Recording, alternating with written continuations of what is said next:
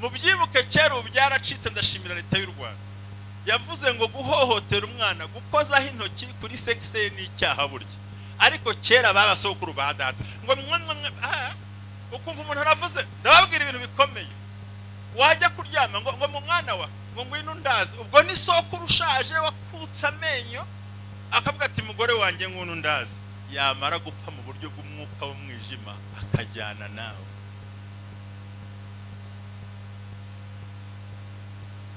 Natwe basuru ugasanga umukecuru utagira amenyo ngo ni nyokuru, ngo mama ngo muhungu wanjye ngo mugabo wanjye ngwino ndaze, nyokuru akabaragiye akabajyanye umwuka wa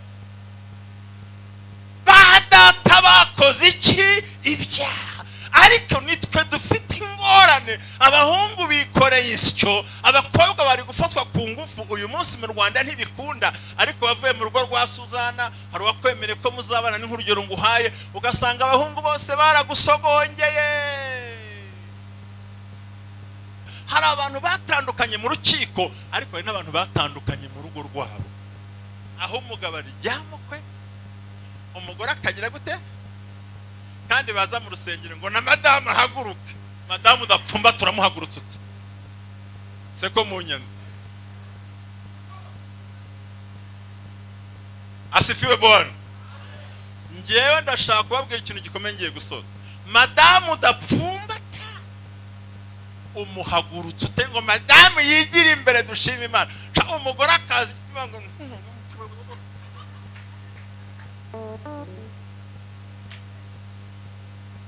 kuba udahahira urugo bikomoka kwa soko. Rero impamvu enye zishobora gutuma usohoka muri bino bintu, nshuti zanjye, none kumbwira ko ukijijwe ukaba uri umurokore umurengeye gusoza ko iwanyu mwese murwara sinozite kandi mwuzura umwuka we, kuvuga ko nta karanda ufite ko iwanyu mwese murwara igifu uhereye kuri bene wanyu, none se kumbwira ngo uri mu mwuka, none se kumbwira ngo iwanyu iyo umuntu ucuje abakenyuka bapfira mu myaka 60 mirongo ingahe, none ko umuntu bwati uriho ikibazo ikiranure ntubyumve muri iki giterane cy'uyu munsi wa none. Rero asifiwe Bwana. Kubwira iwacu utariko iwacu genda umukiza, iwanyu musenya, nyokurwo rwaramunaniye, nyokwanye rwaramunaniye, nyogusenge rwaramunaniye, bari byarabananiye, uje yarahombye, warangiza atariko acika, ibyo uzawuzura byenda byemera, ariko uzabara mu mubiri.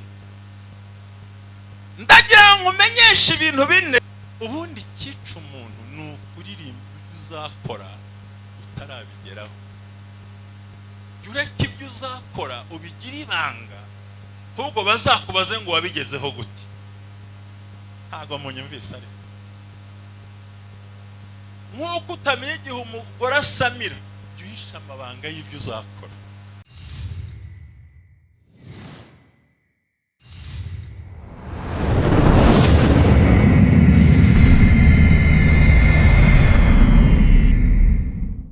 Yanyemereye kugera hano, ndashimira w'itorero kandi ndashimira namwe bishop, ndabashimira ku ruhare mwagize ko ndabyemera ko muvuze ngo simpagarare ntibyakunda. Namwe ndabashimiye, shimiye apotre mwese muri hano, bakozi Imana mwese muri akuba mwahisemo gutega amatwi Ntambabazi Jean Baptiste. Si iby'ibintu biciriritse, ahubwo n'agaciro mwampaye, namwe mu ijuru Imana ikomeze baha agaciro ko Imana ishoboye byose. Nishimiye no guhura n'abasore beza bazi gucuranga, nishimiye guhura n'umukozi w'Imana duherukana kera, kandi koko namuhanuriye numvaga nimuha ishati ntacyo biri bumare, ahubwo mbanza kumujyana mu butayu ku Mana itanga imyenda. Nta muntu uzaguha buri gihe, burya ntibazakubeshya. Umuntu naguha rimwe ntukanamenyere n'ikindi gihe. Imana niyo ugomba kumenyera, iraguha ikaguhata ikagutsindagira, ariko abana b'abantu tuguha rimwe tukakuzinukwa, ayo niyo mahame. Asifiwe Bwana. Nishimiye kubona umukozi w'Imana Felicien, naramuyobe ndamukunda cyane, ni umukozi w'Imana mwiza cyane, kandi nishimiye ko mwahimbaje Imana, ndanezerwa, umutima wanjye uraruhuka. Roge nitwa Ntambabazi Jean Baptiste, akongeraho na Revera. hasigaye nkaba ndi umuyobozi wa ministeri yitwa ubumwe bw'abera ministry, ivuga ngo amavuta akandagira amateka ubuzima bugahinduka nawe ugahindura ubw'abandi. Twe turi mu mavuta akandagira amateka, nta bindi nigisha, ntuntegerezeho ibindi, kuko abantu bararirimba, barabyina, barasenga, ari ugasanga batsikamiwe n'amateka. Ifo kuyabohokaho ukakira imbaraga z'Imana. Asifiwe Bwana, asifiwe Bwana. Ibyo kumbwira ngo wuzuye umwuka ni byiza, urawuzuza uzajya mu ijuru, ariko umwuka ntiwuzuza isafuriya. Se murandakariye? Tubyinira Imana tukuzura umwuka, ariko ntimwuka ntiwakujyana mu iduka ngo ugure urukweto. Mureke twuzura umwuka dukorera Imana, ariko tunabeho neza. Amavuta akandagira iki? Amateka ubuzima bugahinduka. Asifiwe Bwana. Ngewe muri ministeri yanjye mfite abantu barenga 500, ariko ngiye nkorera ku isi yose, ntabwo ngiye nkorana mu Rwanda. Niwasangaho nicaye ngiye nize uburyo buhambaye, kubera ko isengero zigora n'ibindi byose. Bagenda ugafata inzu ugashyiraho za ekara, ugashyiraho gahunda, bakakora ugabashumba mwabyumvise. Asifiwe Bwana. Niyo nkona gasohoka ndi kujya hanze mvugana nuko twakoze iteraniro mu gitondo, turatura abantu barenga 500. Urumva rero ko Imana yangiriye neza. Niyerekwa maranye imyaka 18, ngera ubwo nza gusezera umushumba wa paruwasi. Nge nari umushumba wa paruwasi muri ADP. 2016 ndasezera, banyita umusazi n'umurwayi, ariko abanyise umusazi no bankurikiye inyuma byabagoye. Nge ndi mwiyerekwa ryanjye. Asifiwe Bwana. Ndashaka kubabwira ibimenyetso byerekana yuko ukiziritse n'ubwo uri muri rimwe. Nakavuze 16, ariko nta mwanya mbifitiye. Ndakwibwirira 3 gusa nicare. Ndashimira Imana rero ubu nge visionnaire umwe bw'abera ministries. Ikorera mu Rwanda. Dore baranahamagara ariko ntago ndi bubitabe. Nuvuga ngo komite yanjye duhurira kuri telefone. Bari muri Amerika, muri Canada, muri South Africa, tugahura tugakora umurimo kandi bucece. Ubundi cyica umuntu ni ukuririmba ibyo uzakora utarabigeraho. Ureke ibyo uzakora ubigira ibanga, ahubwo bazakubaze ngo wabigezeho gute. Ntago munyumvise ari nk'uko utamenye igihe umugore asamira, yuhisha amabanga y'ibyo uzakora. Asifiwe. Se murankunze, tugiye kuganira amagambo y'Imana. Ntabwo ndubajye n'igitabo cy'amaganya Yeremiya avuga ngo ba data bakoze ibyaha ariko ntibakiriho, nyamara twikoreye ibicumuro byabo. Kozi Imana yampaye 40, ariko ndebye amavuta y'abaririmbyi baraha, reka nshaka ukuntu mbihurizemo, none baza no kubona uko dukora concert neza. Ariko ba data bakoze iki? Asifiwe. Nabonye umuntu wangishije kera ngo umuntu areshya n'icyo ahagaze. Naramutumiraga cyane. Ndashimira umushumba nawe wantumiye mu itorero ngo ubwa neza. Umugabo uzi guherekeza abakozi b'Imana, umugabo bafata neza, azi neza ko zena agomba uko agomba kugenda. Naje gusanga umeze nkanjye. Twese mubizi. Ngiye no muraga itorero yabaye make kubera amaso ndeba. Nashyiraga hayanjye. Imwegeze kuzimwigisha arigisha, ndafashwa muri ADPR ntibona murabizi n'ibindi, ni muturira uyu muntu. Noneho mvuze ngo ntuzi ko bitako ndi umushumba ndabyemerewe. Baraturisha shiruzura, ijwi rirambwira ngo abadiyakoni bagiye kuyagabanya. Bitamvuga ngo ni munzanira grafeze hariya muri biro. Ndagifunga icisha ndakimuhereza. Babyutse bajya kundega hejuru, ndabwira se nakoze kuyanyu ko yanyu yari yarangiye. Ubundi se abakristo ntibayagira, ugira ngo batura igiceri nta bitanu birimo. Ariko nabwo iyo ni karande mbi ikuriho izagushiraho bikugoye. Reka dusome ijambo ry'Imana twise mu izina rya Yesu, nkubitira ahantu hihuta cyane, twuzura imbaraga z'Imana. Mbere yuko nsoma nge nitwa Ntambabazi Jean Baptiste, mwene Ntambabazi wa Sebakiga, wa Semitwe, wa Rugogwe, wa Mvejuru, mu majyepfo hiyo ngiyo. abo bose mvuze nta watunze umugore uri munsi ya batatu. Abo bose mvuze data umbyara yatunze abagore barindwi, mama ni umugore wa kane, njye ndi umwana wa 20.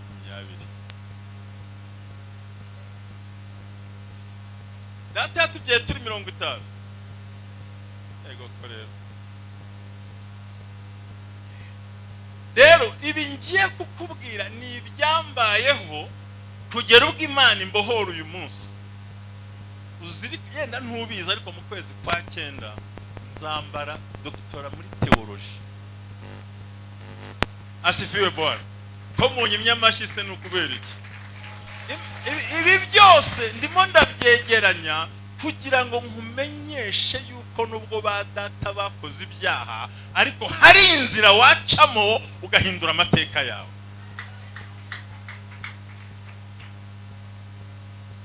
Nabyumvise ariko wacu nta wize,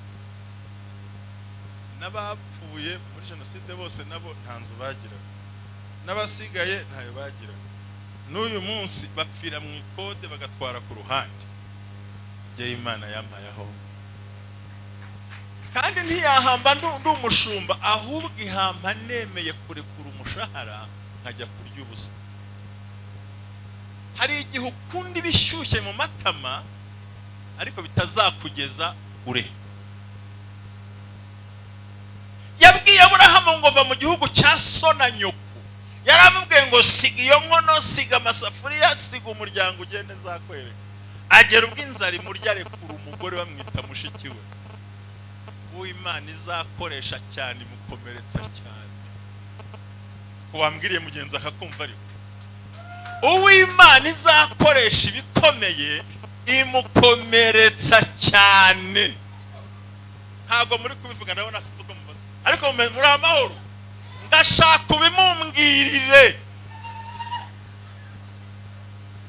Uw'Imana izakoresha ibikomeye imukomeretsa mbere na mbere. Igikomere cya mbere izana ni icy'umuryango wawe, cya kabiri ni icyo mu itorero, icya gatatu ni ab'inshuti zawe mwabanaga nabo, ukareba imbere ukahabura, kandi wasenga Imana ati mva. Imana yavuga ngo ndi Uwiteka Imana, nzakujyana i Burayi. Imana uranjyana i Burayi kandi ndimo nkubitirwa hano, kuko yo ntikubwira ibyo ureba, yikubwira ibyo izagukorera. Ni byiza rero ko wiga kuba uri we kugira ngo uzabe uwo uzaba we.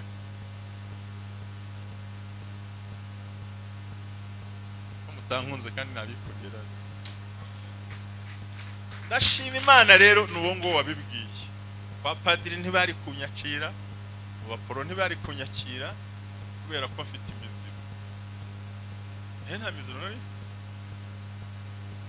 Imana yo kabyara ituvana iyo kure idushyira ku ruhimbi, kubera ko Abiyatari na bene wabo be bakomoka kwa Eli basuzuguye umurimo. Imana irabwira ngo nzahagurutsa abandi, nimwe yahagurukije nanjye rero. Asifiwe Bwana. N'ubuhamya nashaka gura bwumvise, ntabwo nshatse kuvuga ibintu byinshi. Sinkubwiye uko nashatse umugore, inzu maze kuyishyura, nyirayo akayinyima, akajya gucumbika muri hoteli, nabwo ni agashambure kari i Butare. Noneho i Kigali kwa mabukwe bakazi ko nageze ku Gikongoro, abo ku Gikongoro bakagira ngo ndi i Kigali, kumbi napfiriye hagati aho. Karandira kanyagwa. Iyo utayiranduye irakurandura, iyo utayangaje irakwangaza. Imana yenda yuba, burya ntikwanika aho bakuzi igira ngo igusuzuguze, ahubwo igira ngo ikwereka abo witaga inshuti batari bo. Kuko mu kigeragezo nta muntu usigarana, usigarana Imana yonyine.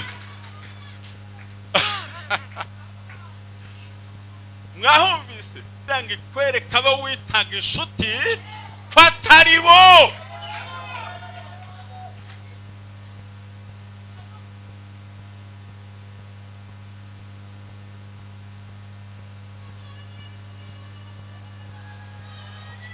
Ariko nkuzaniye ubutumwa, hanyuma ntabwo mbitinaho kuvuga ko ndaje nkubwire muri iyi minsi sigaye mvuga ibintu ukuntu ubwo mu nkurikire nenda kwishyura tu ntarakubwira ibintu bitatu bituma abantu batugendaho. Icyambere baduhora icyo batwumviseho tuvuga, kabiri bakaduhora igikorwa tugezeho, gatatu bakaduhora umwanya twabahaye. Arabaye sinkwishyuye kabiri. Muri iyi gihe uha Imana kikubyarira umugisha, igihe uha abantu kikaguhemukira. Igihe uha Imana kiguhesha umugisha ugasa nayo, ariko igihe uha abantu baraguhemukira. Kuko uzashiduka wizeye utari uwo kwizerwa, ushiduka wabwiye ibanga utari umunyebanga, kandi uwagukomerekeje ntajya yifuza ko ukiri igikomere. Niyo abuze uko acyongera, ashaka uzacyongera aciye ku nshuti wibwira ko kandi atariyo. Ibintu babyandika bisubiramo gakeze. Ni utuntu tw'ubwenge ndashaka kubigisha ibintu byo kuba hejuru y'ibintu aho kugira ngo ibintu bitube hejuru. Ni ukuvuga ngo uwagukomerekeje ntajya yifuza ko ukiri igikomere. Niyo abuze uko acyongera, ashaka abandi bamufasha, kandi anyura ku nshuti zawe zakugiriye ishyamba utabizi.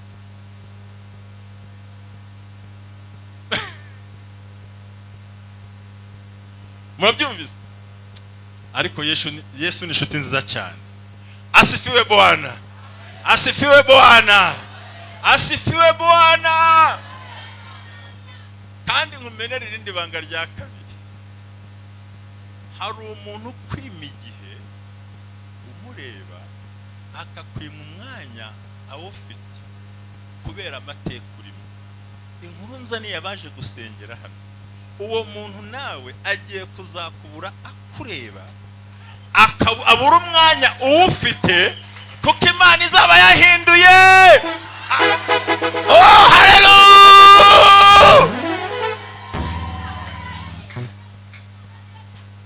cyane. Nukuri batwimye umwanya bawufite, barawutwima, baratwisha byose babishoboye. Batwima igihe bagifite, batwima umwanya bawufite kubera amateka twarimo. Ariko inkuru mbazaniye, amateka ugiye kwinjiramo nawe bazagushaka uhari, bakubure bakureba kubera amateka uzaba ufite.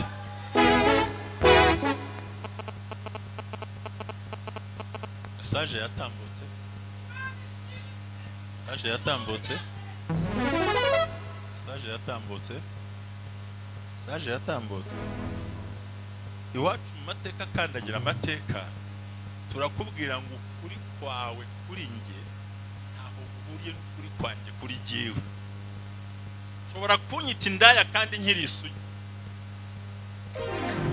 shobora kunyita ibandi kandi ntiba, kuko ukuri kwanjye gutandukanye n'ukuri kwawe kuri njyewe. Haleluya!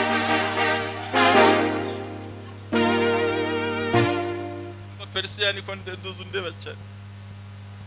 Urashaka kongera gutura byihorere, uzabuturaho muramwana wawe, uzabutura. Umuntu ashaka kwita umunyamubiri ariko wiyiziho kuri umunyamwuka.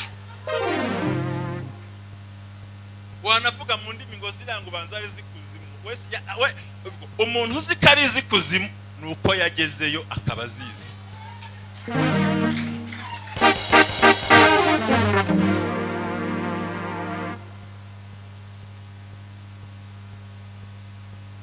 Ukuri kwawe utandukanye n'ukuri kwawe ku buzima bwawe. Ushobora kunyita ingare ariko ndi umugore w'umutima, ahubwo nuko nanze kumbyogota unjomba hagati. Ntabwo turakarima abantu bapfa kubyinamo uko babonye. Ushobora kunyita igisambo ko ntatanga, ariko ndatanga nuko nakurambiwe.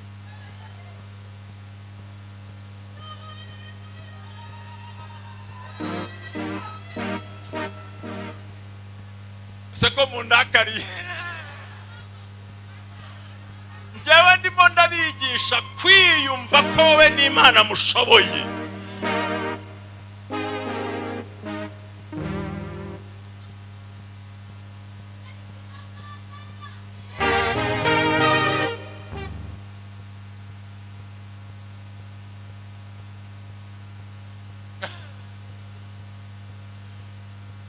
Oya rwose muhumure, Imana ibampera umugisha. Hari ibintu dukwiye kuvamo. Hari ibintu abapantekoti n'abarokore mwatwigishije guhumiriza, ariko ibintu bikatunyuraho. Mumenye ibintu babigishije ngo hahirwa abakene mu mutima, ariko ntago ari abakene mu mifuka. Naragusuzugura. Ubundi nkunda ijambo riba mwitangire rivuga ngo ninde wabikubwiye. Ninde ari kubuye. Umuntu aragenda muri miruwari akireba, yarangiza ikamubeshya kari mubi, nta no bimubwiye. Ubundi wagira izuru ngana n'irijyanye, wagira ibigeraha, wagira iminwa nk'iyi yanjye, ninde wakubwiye kuri mubi? Ni umutima ukuryarya uri mwiza. Haleluya! Uyu mugabo yabyinnye, ni byiza kuri nge, ndigisha ni byiza kuri. Ninde wakubwiye kuri umukene? Ninde se uguteke ndi kugaburira? Nturangira umuti ukomeye, aho guhagarara ku mufuka w'umuceri ugashima Imana, uzahagarare ku ivide ryashizemo umuceri uvuga Imana igutaba.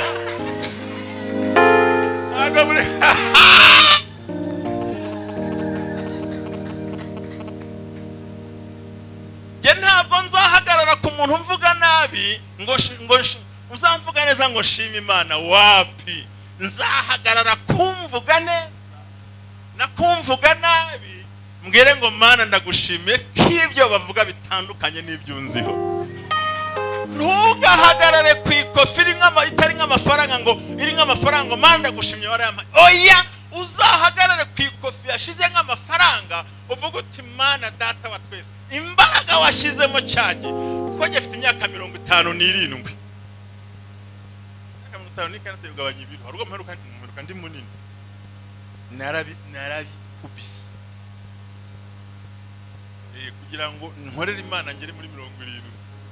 Haleluya, haleluya, haleluya. Umugabo umwe twarajyanye mu modoka arambwira ngo umuntu yakuvuza amagambo ya naya. Ndamubwira nti se ko numva yavuze make kuruta yasanzwe abumvugaho, ko yamvuzeho make. Ese nuko wabaye? Rero mubwire mugabo, burya mvuga abanyamamaza.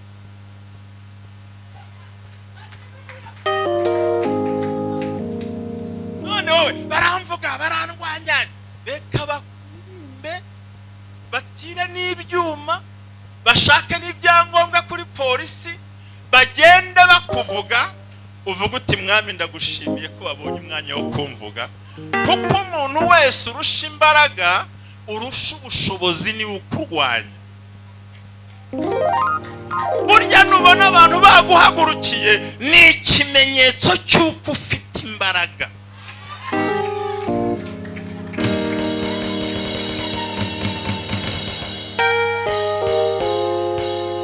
Umuntu ukurusha amafaranga, ukurusha ubushobozi, ukurusha imibereho ntiyarwana nawe, ahubwo ukurwanya ni ikimenyetso cy'uko umurusha imbaraga, ni ikimenyetso cy'uko wageze kure, ni ikimenyetso kuko ufite imbaraga.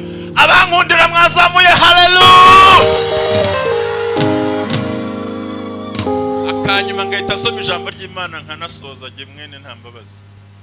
Umuntu wese nashaka kuvira mu buzima, uzamuheta ikimugeza kure.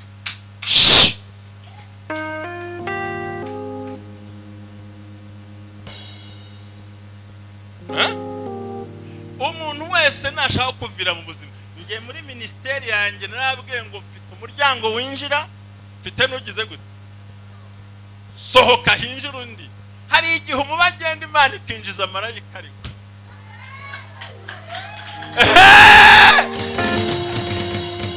ngiye kumbwira ngo korari irasohotse, naguha tiki ukagenda ukagera kure, hakinjira ishyanga rikiranuka, kuko nyuma ya Sawuli habonetse Dawidi. Urakoze cyane Imana iguhe. Nyuma ya Sawuli habonetse nde? Ariko mushubwo umuntu agukanga ngo njye nabivamo nabireka ye data we. Ariko ubivuyemo ubundi ugira ngo birumwaye.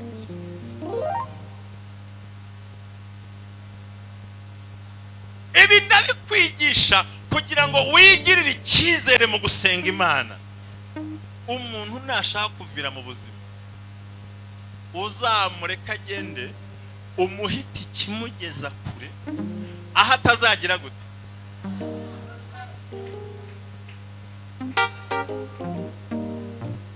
Ntabwo ari itike yo mu mufuka, ahubwo ni ukumwereka ko nta gihe wari ufitanye nawe.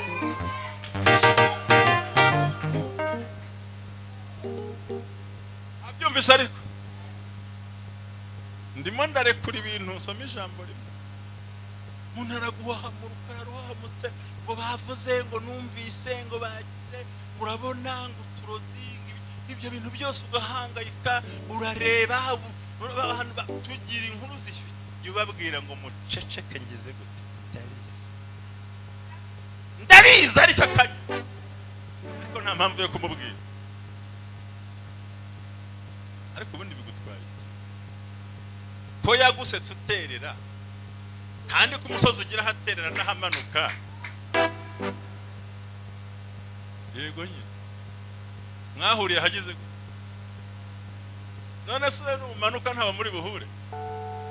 Kibazo ufite ubushobozi nushaka gufatira kiganiro, gusa naho nakomotse, naho navuye. Ndagira ngo turebe ijambo rito cyane, noneho nkundire dukoresha ubwenge, ariko bukwinjiza ahantu wumva ukwiye kubohoka. Banza unyemerere ko utari umutindi, nyemerera ko utari umukene, nyemerera ko Imana yaguhamagaye, nyemerera ko ibyiza byose mu gihugu uzabiryaho, nyemerera yuko uzajya mu ijuru, nyemerera yuko uzatsinda urugamba, nyemerera yuko uzagera kure, nyemerera yuko Imana iri mu ruhande rwawe, nyemerera yuko uzagutera atazagushobora, nyemerera ko Imana izagendana nawe. Oho, naho amagambo yanjye ataba menshi, shimwa Mana kuko ndamahoro, mutima wanjye himbaza iyo Mana, unezerwe kuko ndamahoro. Amagambo yanjye ataba menshi, shimwa Mana kuko ndamahoro, mutima wanjye himbaza iyo Mana, unezerwe kuko ndamahoro. Amagambo yanjye ataba menshi, shimwa Mana kuko ndamahoro. Amaganya ya Yeremiya ibice 5 ugeze ku murongo wa 7, aravuga ngo ba data bakoze ibyaha kandi ntibakiriho, natwe twikoreye ibicumuro byabo. Namwahageze mufungure n'amatelefone nta kibazo, mwarayiguriye n'ayanyu. Hari abantu bagira complexe ngo kugiste ngo yarebeye muri telefone nuko ntayo ugira, reka nyireberemo.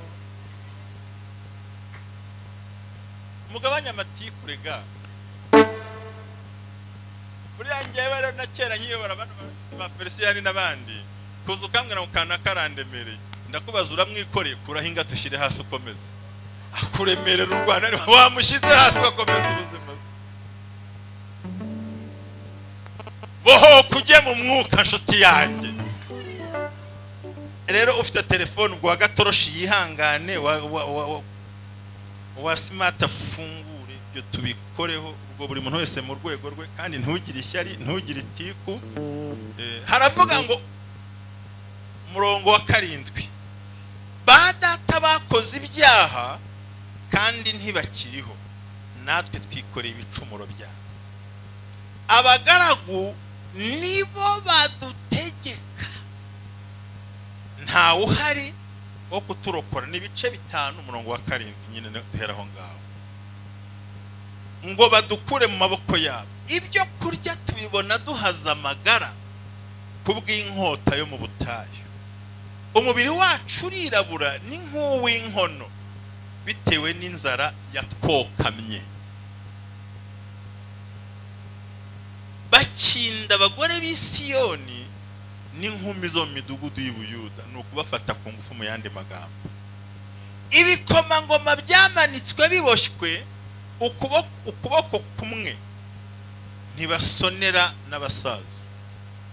Abasore bakorewe isyo, nawe ndabera mu myaka 40 utararongora, ubwo si urusyo rukuri.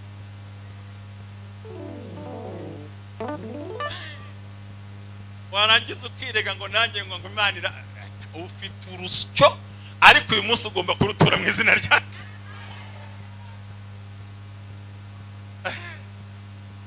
Abasore bakorewe isyo n'abana bikoreye imiba y'inkwi bagenda basitara. Abakuru baretse kwicara ku irembo n'abasore ntibagicuranga. Umunezero wo mu mutima urashize, imbyino yacu ihindutse umuborogo. Ikamba riraguye riva ku mitwe yacu, tugushije ishyano kuko twakoze ibyaha. Nicyo gituma umutima wacu urabirana, ibyo nibyo bituma amaso yacu ahunyeza. Ninde bambwira guhunyeza? Umuntu wese, umuntu washonje niwe wamenya guhunyeza icyo ari cyo. Urakanura ntubona, ntabwo ari ibikezi, no. Nukureba utabona kubera imibabaro. Ibikezi ubona, nuvuga ngo ushobora kurungura ngo uriya ni Suzana, ni Tereza, ni Doroteya, harya sibyo n'ibijwe. Nuvuga ngo ikintu urakibona ukakitiranye, ngo barahunyeza, ntibabona ibintu bikwiriye. Nashimye gusoma aya magambo nkayasobanuraho amagambo 3 nyine ngahita ndekeraho ngaho. Barahunyeza bitewe n'uko umusozi wa Siyoni ubaye amatongo, ingunzu zirawuzereraho. Wowe Uwiteka uhoraho iteka ryose.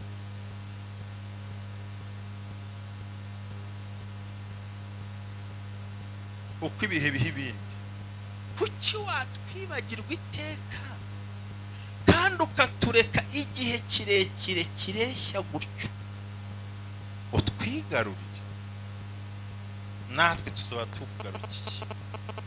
Tugarurira ibihe bya kera bibe nk'ibya mbere.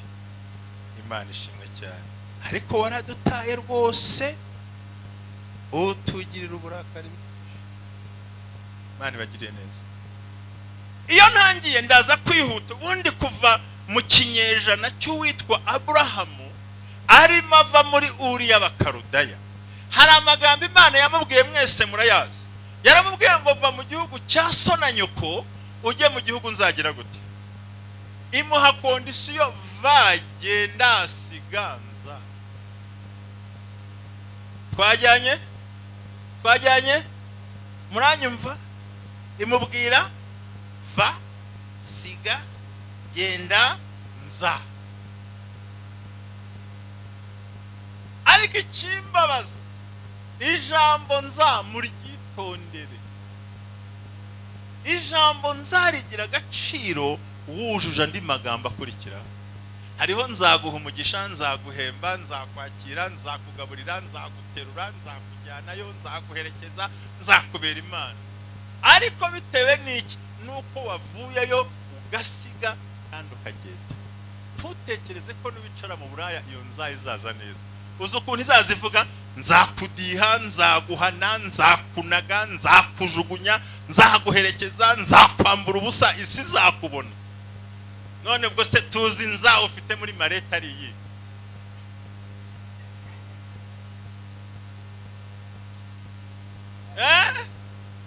imana lokota imana ezo sara bebiwa utandoli amora nzao ufite ni nubiho muwebwo va siga genda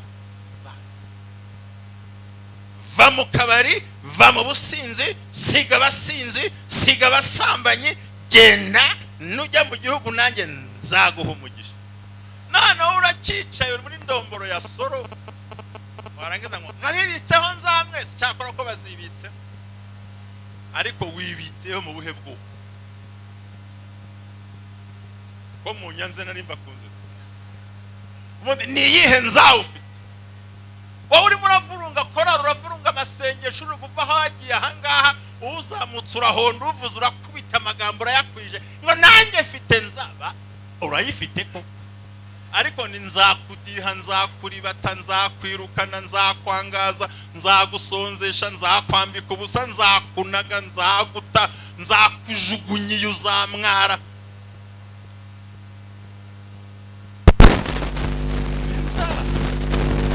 ariko yarahagurukijwe n'iki warangije agera mu gihugu ahagurukana uwitwa Loti utari wemewe ariko ntukunike hariho ba Loti utabasha gusiga uwo mugabo bamushyira he Loti umugabo bamushyira he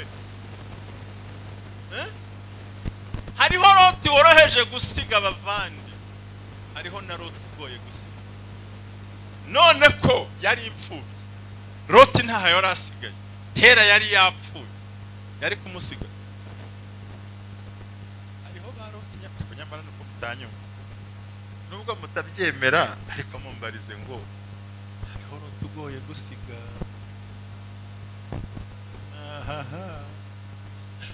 aragera nihute cyane kuva ku kinyejana rero cy'Aburahamu burya mbabwira amakuru mutari munasobanukiwe bamwe muri twebwe burya byasabye ibinyejana 14 cyangwa ibisekuru 14 kugira ngo Dawidi abashe kuba umwami kuva kuri Dawidi kugera ku isenyuka rya Yerusalemu naho byasabye ibisekuru 12 noneho kuva ku Yerusalemu itangiye kubakwa Babuloni yamaze kurekura Abisiraheli mbega igisenyuka kugera mu kuvuka kwa Yesu Kristo naho ni ibisekuru 14 ubwo ni 40 na bingaha baze kubara aha murakoze muzi icyo nshatse kubabwira nuko isonye 22 mu ijambo ry'Imana rigaraga mu gitabo cya Ezekiyeli aha barokore mwigisha ngo nuko ngo nzabyubika ngo nongere mbyubike murabyo ntibizongera kubaho bakekanye nabyo bifitiye ubushobozi Haleluya bifitiye ubushobozi barakubeye yaravugaga ngo nzubika ubwami bwa Isiraheli nibuka ibintu byabo byose mbishyire hasi kugera ubwo hazaza Kristo ushoboye mwamvugiye cyane ngo amen so rero ba data bari barakoze ibyaha kubera iki hariho ibyaha bine abasokuru bacu bakoze bitugiraho ingaruka cyambere ibyaha by'ubusambanyi cyakabiri ibyaha byo gupfumuza no kuraguza ndibwira ko muri biterane abenshi muri keretse abana bo muri .com abenshi mufite indasana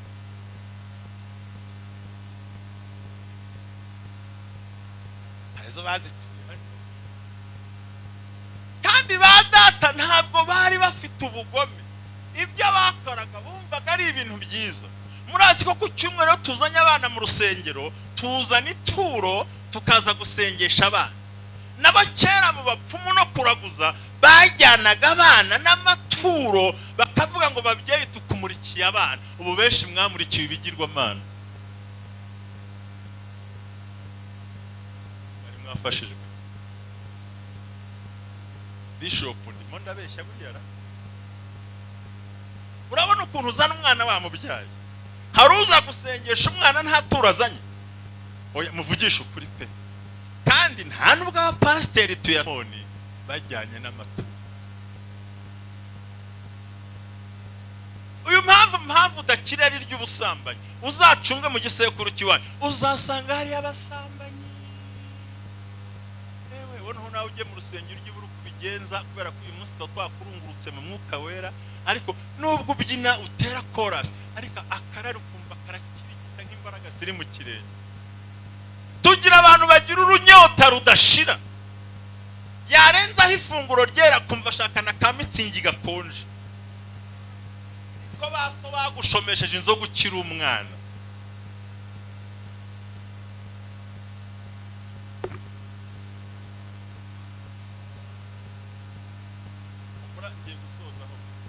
Ngibi ibintu turimo turwana nabyo. Mubyibuke kera ubu byaracitse, ndashimira leta y'u Rwanda yavuze ngo guhohotera umwana, gukozaho intoki kuri sexe ni icyaha burya. Ariko kera babasokuru ba data ngo ukumva umuntu aravuze, ndababwira ibintu bikomeye. Wajya kuryama ngo mu mwana wa ngo ngwino ndazi, ubwo ni sokuru ushaje wakutsa amenyo akavuga ati mugore wanjye ngwino ndazi, yamara gupfa mu buryo bw'umwuka w'umwijima akajyana nawe.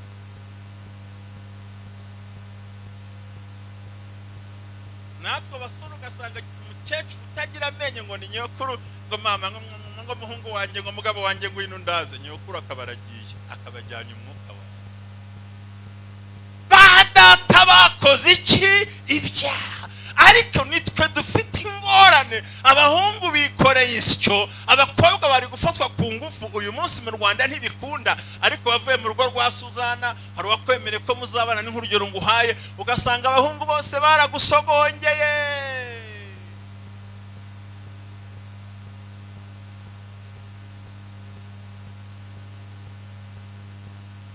Sogongeza buri musoro w'ibwanwa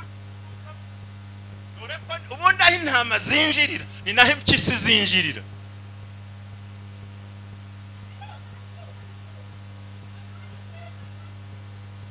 Dufite abasore bahindutse abagabo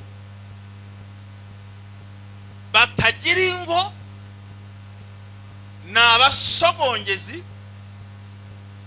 Umukobwa uzamutse umerewe neza ukumva ngarega mudukunde ngo abahungu twabaye bake, barakubeshya. U Rwanda rufite abahungu, ahubwo twabuze abahungu b'ingirakamaro. Dufite abikoreye isyo, dufite abikoreye iki? Isyo. Ntazi kuririmba, ntazi gukorera Imana, gusa araho ibyanwa n'ibirebire, arasiga mu mutwe, arasiga inyuma, mbega araryamye ari muri chat muri telefone, ntazi gushaka akazi, akavuga ati nge narize ntago nabo umuyede, yarangiza agasaba icyayi umuyede.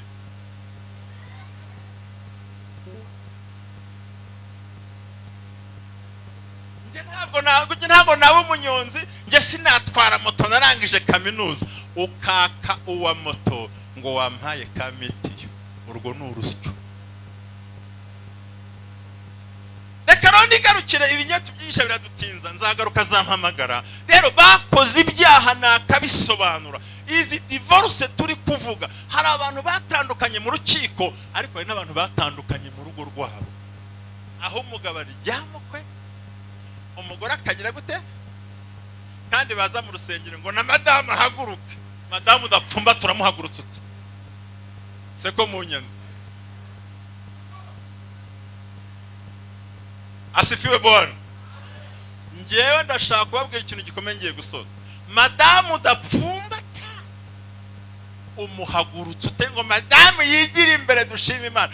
Umugore akazi ngo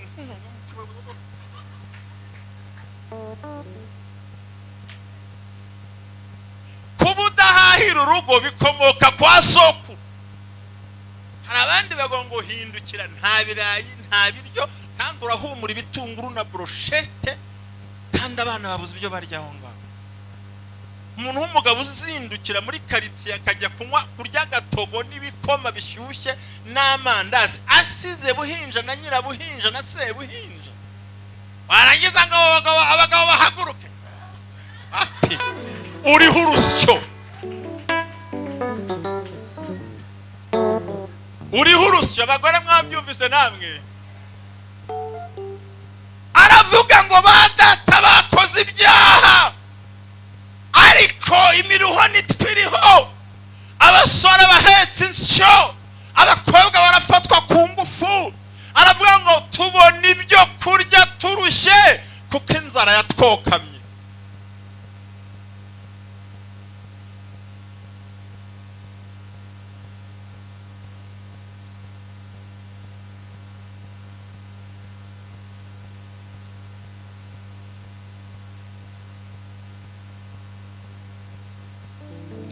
ubu ndahari nta rusyo rundi hejuru.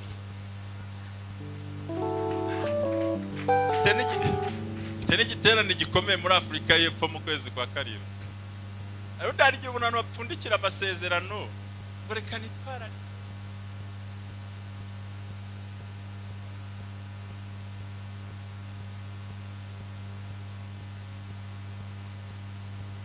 Ashimana kwa duhaye telefone. Nihuse rero ese ibyo nkubwiye wabyumvise? Waruzi impamvu ucuruza uhomba kandi utayariye? Ngo ni mumbwire ngo tubwire. Bya urakoze.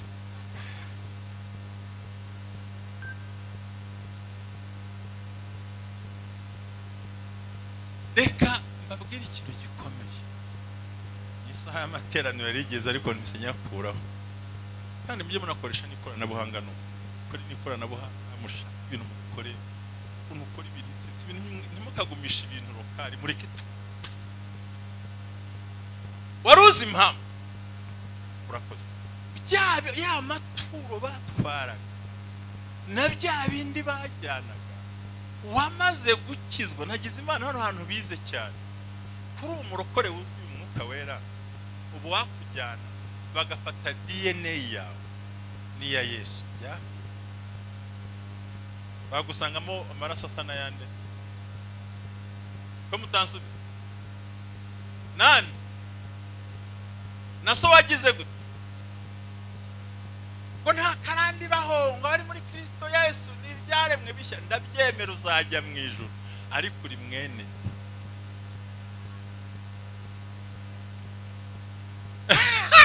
ukomoka kuhe musozi n'abagiburayi bandika aho bavuka. Rero bya bitambo bagutangiye mu gihe cyatambutse, iyo utamaje kumenya gusenga ngo wibohore mu buryo bugaragara, baraza bakikoreramo. Niyo mpamvu disi wahombye. Ikimenyetso cya mbere cyerekana ko ukifite akaga ni ubukene. Ubukene mvuga si uburaro busa. Abakene mvuga ni abantu bakora ukwezi kwarangira kumva no guhembwa nta bishaka. Se muranyumvise? Samadeni afite ahubwo ibibazo afite, ubundi Satani aragucunga, wajya kwakira amafaranga akazana ibibazo bingana na ya maki.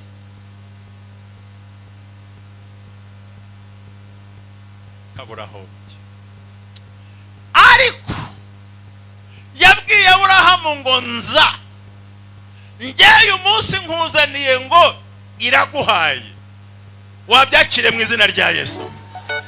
Uyu munsi ni ntabwo uri muri nza, mbabarira uvuga ngo ndabyakiriye mu izina rya Yesu.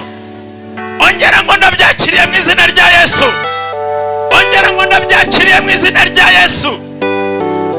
Yaramubwiye ngo nza, ariko jye nk'umuhanuzi waje muri uyu mwanya muri literaniro, Imana ivuganye nanjye ngo iraguhaye. Byakire mu izina rya Yesu. Byakire mu izina rya Yesu. Rero impamvu enye zishobora gutuma usohoka muri bino bintu, nshuti zanjye, none kumbwira ko ukijijwe ukaba uri umurokore umurengeye gusoza ko iwanyu mwese murwara sinozite kandi mwuzura umwuka we, kuvuga ko nta karanda ufite ko iwanyu mwese murwara igifu uhereye kuri bene wanyu. None se kumbwira ngo uri mu mwuka? None se kumbwira ngo iwanyu iyo nucuje abakenyuka bapfira mu myaka 60 mirongo ingahe? None ko umuntu bwati uriho kibazo ikiranure ntubyumve muri iki giterane cy'uyu munsi wa none. Rero asifiwe Bwana. Kubwira iwacu utariko iwacu genda umukiza iwanyu musenya, nyokurwo rwaramunaniye, nyokwanye rwaramunaniye, nyogusenge rwaramunaniye, bari byarabananiye, uje yarahombye, warangiza atariko acika. Ibyo uzawuzura byenda byemera, ariko uzabara mu mubiri.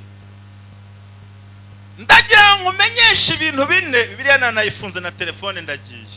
Imana igihamagara Aburahamu, nimumvugire ngo Aburahamu akora ibintu bine bikomeye. Icyambere abanza yubaka igicaniro, atamba igitambo cy'uko Imana imukuye muri karande z'iwabo. Icya kabiri agera ku wundi musozi witwa Uzi, umusozi wo guhomberaho, ahashyira igicaniro yinginga Imana. Asifiwe Bwana. Arangije ageze ahantu bita Beteli hafi aho ngaho, naho ahubaka igicaniro, amaze kucyubaka aragenda akita icy'amasengesho. Birangiye ku nshuro ya 4 Imana iramubwira ngo zana umuhungu wa Isaka umuntambire, bakita igicaniro cyo kwiteganyiriza. Uzirikane ko mu myaka 80 umwuzukuru we witwa Yakobo ngo ahageze aryamye araharara, ngo mu gitondo arahirirwa, nimugoroba yisegura ibuye. Imana ivugana nawe kubera ko nibuye rivuye ku gicaniro cya sekuru yasize akoze. Wowe so yagukoreye iki? Nikiye gicaniro so wanyu yagusigiye sokuru? Twikoreye imizigo yawe kugira ngo ubohoke hano hantu. Ndabikubwira sinca ku ruhande, ujye mu mubiri ujye mu mwuka, uvuge byinshi cyangwa ureke. Ndagusaba kumenya ibintu bine. Yesu yihariye kuducungura kujya mu ijuru, ariko ibisigaye mu mibereho ni we nyirabyo. Menya gutamba ibitambo bikwiriye, menya uko babikora. Reka ngubu ubuhamya bwanjye soza. Karande zimaze kunzonga mvuye mu gisirikare, petirita y'agaciro ngiye Butare banzutaguje, ngiye ku Gikongoro mpuzura umwuka bera nkajyana abantu mu mazi, ariko mu rugo nkaburara bansuzugura, aho micuma karekera aho ngaho. Maze kwigishwa imbaraga z'umuvumo ku muntu uri mu murimo, nibwo nagiye nsanga umushumba wabinyigishije. Ngiye mfata igitambo ndakirambika ku birenge byawe, ariko nsengere. Kuva uwo munsi mwumvugire, kuva uwo munsi ababari mpiye bambwira ngo sohokera mu nzu ntibongeye. Rero ndagira ngo kano kanya turi mu murimo w'Imana, burya ikimenyetso cya kabiri cyerekana kuboshye no kutamenya gutanga. Umuntu wese wabohotse aratanga. Utanga mu nzu y'Imana ukamenya guse. Nk'urugero bye murambabaza, mureke mbivuga ni mushaka mu ndakari. Umuntu uzi kubara yavuze ngo muzane kimwe mu 10 gishyitse mbagomorora imigisha. Ndataho bigenze neza. Irabigenza neza kandi uriho umuvumo. Ncyari cya 10 mbava Imana se hari ubwiteka isambusa cya 10 cy'amata. Imana idoda amajipo wakabo nagakira imireba. Ndagira ngo muntu wankurikiye mu izina rya Yesu mvuge ngo amen, ukaba wifuza ko ugatera imbere, ndabasabye ngo menya gukora no guhagara. Je cyandokoye bantu b'Imana nuko namenye ibanga ryo gukora. Menya gutanga, menya kubiba, menya igitambo, niga no kujugunya. Kujugunya batagira ngo ni kuri toilette. Ikintu cyose utanze waragihaze ubujugunya. Sheri mva nshuti yanjye, bino birayiko bigiye kutuboreraho, uwahamagara kana katukamuhaho, ntumuhaye urajugunya. Icya gatatu cyerekana kuri umuvumo, gusuzugura basizwe kandi babagiriraho umugisha. Reka mubwira ngo Imana ibagirire neza. Nimwakira ijambo ry'Imana. Imana ibagirire neza, Imana ibatabara. Njyewe sinzi ibikorwa biranutse ari concert isanzwe, ariko uko nize gutanga, niga no kubiba. Ndashimira umwana wanjye umushumba, uri umushumba bisahani nariraho wayiriraho, ariko kunyubaha watinda wakwitondaho gake. Njyewe reka nkubwire ko nize kubiba, ndashaka kubira ministeri yanjye. Nukuri umunsi muzategura kubitanga cyangwa niyo naheruye umunsi, genda shyiramo $1.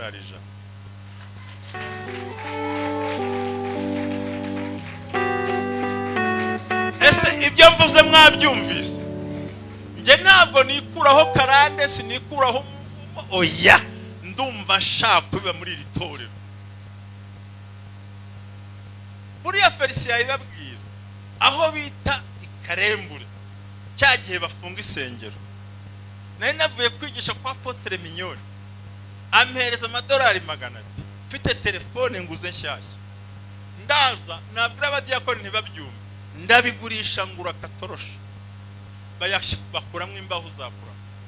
Ariko mbanza mbwira Imana ngo Mana, nava hano nazagiye shizemo izima, buri sengesho ryose ry'umuntu rijya rikora ku rubaho nyibuke. Arabizi icyo gihe nyiri inzu njya kumwishyura leta mpa puriyave, ampaye puriyave baranse buryo nkora bitambwira nakubakiye inzu baranyirukanye. Ndashimira Imana ubuyobozi. Mwari muzi ko nahise nubaka mu kibanza cyanjye, n'uwaje gufotora mfite amafaranga 700, n'uwaje gufotora ngo babisenye kamunyereka aho kambaho buhaka. Imodoka ya gisirikare haparikije kundeba, n'abandi kandi bongeye kundega kandi sindo umusirikare. Inzu yinjiramo. Iyo ubibye mu murimo usarura mu murimo. Mwavuze cyane ngo amena. Ariko ubundi ko Imana yampamagaye, murangaya ko yampamagaye.